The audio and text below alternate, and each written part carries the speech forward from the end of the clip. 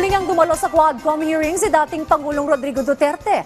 Ang kanyang mga pag-amin at ang kanyang pagpayag sa pagpasok ng ICC. Hihimayin ni Professor Antonio Contreras sa punto de vista. Professor.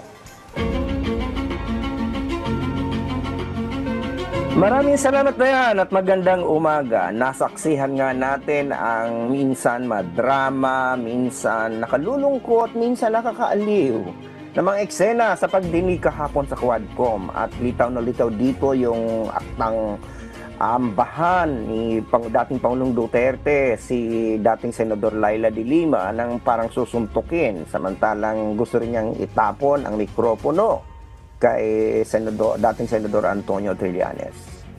Ngunit sa kabilang mga dramang ito may dalawang significant na nangyari sa hearing.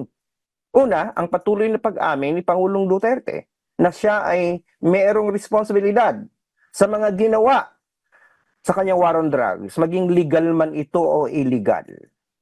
Yan ay patuloy niyang ginawa under oath. At in effect, in-affirm yan, paulit-ulit na pagtatanong. So hindi na ito pwedeng sabihin na ito ay aksidente lamang, na siya lamang ay nagbibiro. Ang higit pa ditong tumatak sa hearing kahapon ay yung kanyang pag-imbita sa ICC na pumunta na sa Pilipinas. In fact, bigyan lang daw siya ng pamasahe, willing siya pumunta sa ICC.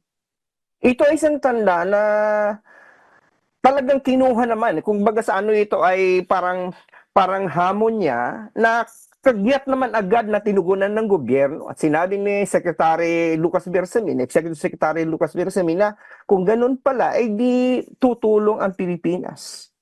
Bagamat tayo may sovereign status bilang isang bansa at matagal ko nang tinatalakayan dito sa punto de vista at sa iba pang mga sa column ko, sa aking mga vlogs, na meron tayong kalayaan at dapat hindi nang himasok ng ICC. Pero kung mismong si dating Pangulong Duterte na nagsasabi wala siyang problema, eh siguro naman ay panahon na talagang bigyan na natin ng laya ang ICC na mag-imbestiga na dito.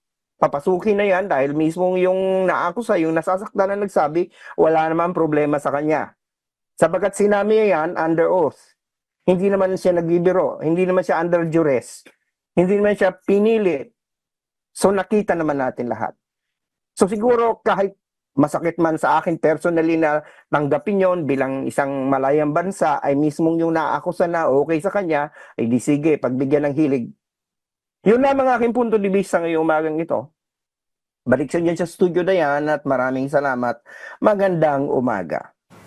Maraming salamat, Professor Antonio Contreras.